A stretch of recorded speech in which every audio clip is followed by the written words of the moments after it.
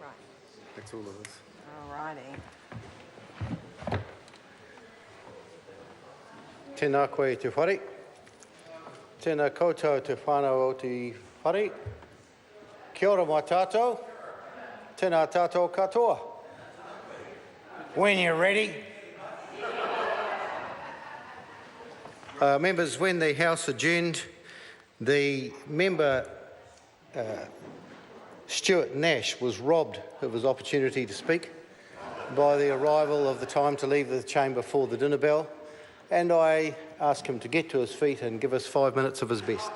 Thank you very much, Mr Chair. Mr Chair, first of all, let me just go over what I was talking about when I was interrupted. Good evening, Mr Chair. That's it? No, look, I shouldn't make light of this because this is actually a very serious bill. And Mr Chair, I would actually like to talk about clause 16. And this is the application to offer evidence or ask questions about sexual experience of a complainant in sexual cases. And this is a very serious matter. Order. I'll just ask the member to resume his seat momentarily.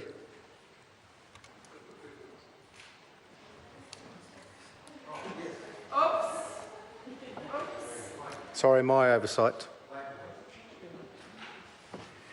Sorry, sir. Stuart Nash. Thank you very much, Mr Chair. Anyway, as I was saying... OK, look, let me start again. Good evening, Mr Chair. Now, this is a very serious bill, and I do want to talk about a serious clause. This is clause 16. This is the application to offer evidence or ask questions about the sexual experience of a complainant in sexual cases. Now, Mr Chair, first of all, let me outline what clause 16 is about, but then let me outline a couple of concerns I do have about the practical application of this. First of all, I think this is very good.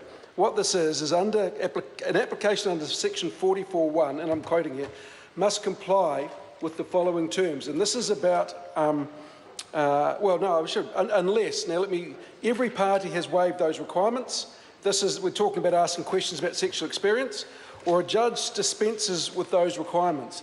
And let me come back to why or how a judge can dispense with those requirements. But let me first of all say why I agree with this.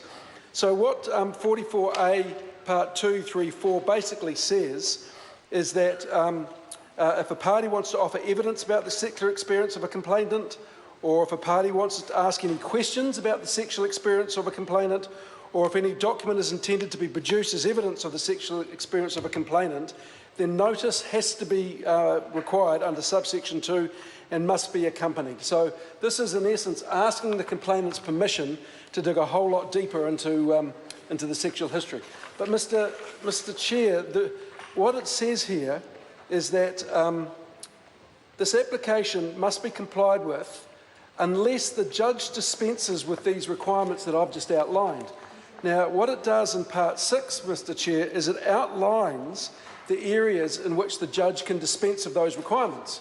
And the first one is having regard to the nature of evidence or question proposed to be offered or asked, and is substantially prejudiced by the failure to comply with the requirement. I sort of get that, I understand that, that makes sense.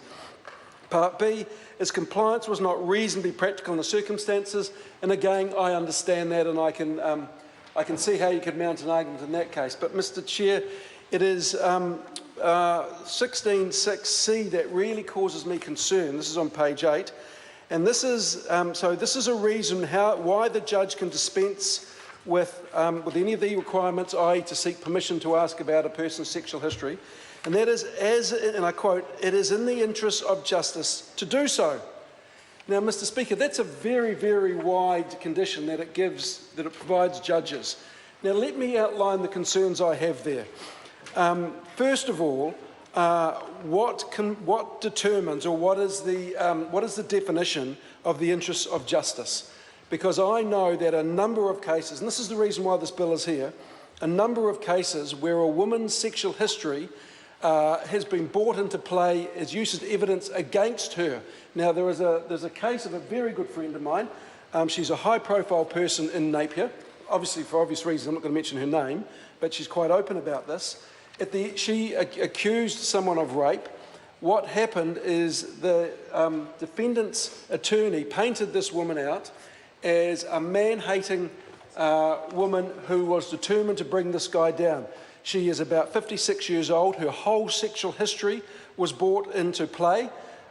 She was just painted out as, as not a very pleasant woman who had a loose morality. Now, that is absolutely not the case, but this judge tore her to pieces.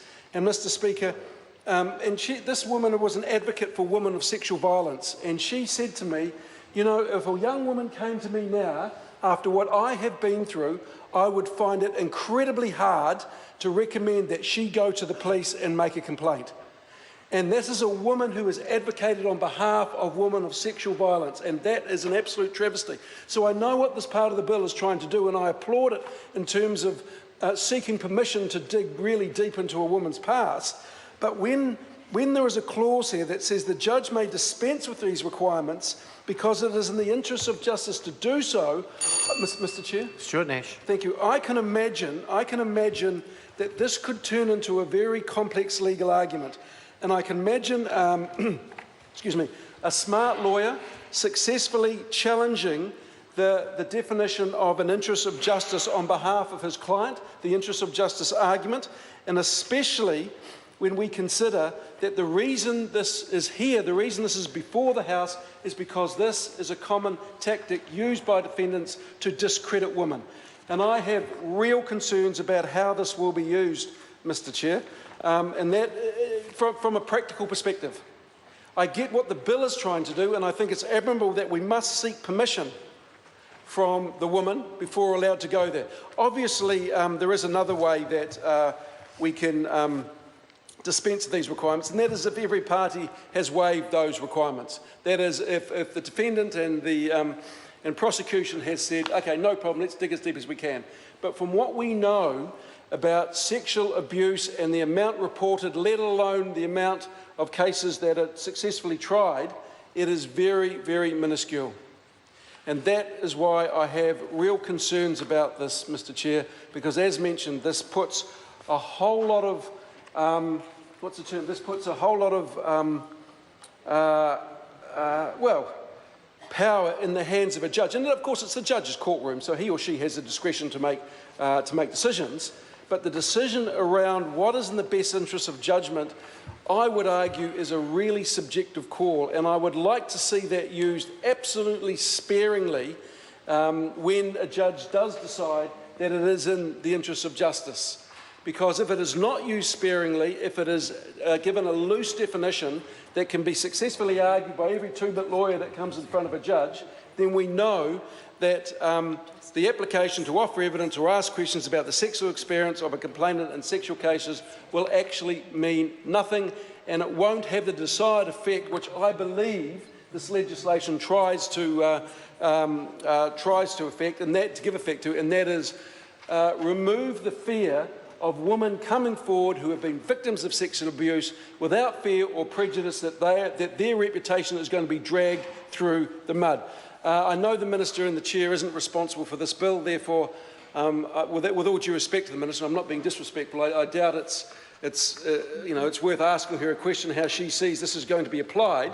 But if the Minister, she has had responsibility for pretty serious portfolios around this, but I would be interested if she has any ideas around this, or if she herself, like me, would like to see a very narrow definition of how the judiciary do apply this. But I would like to put on the record, I do have concerns that this could be open to, and I won't say abuse, that's the wrong term, this could open a Pandora's box, so to speak.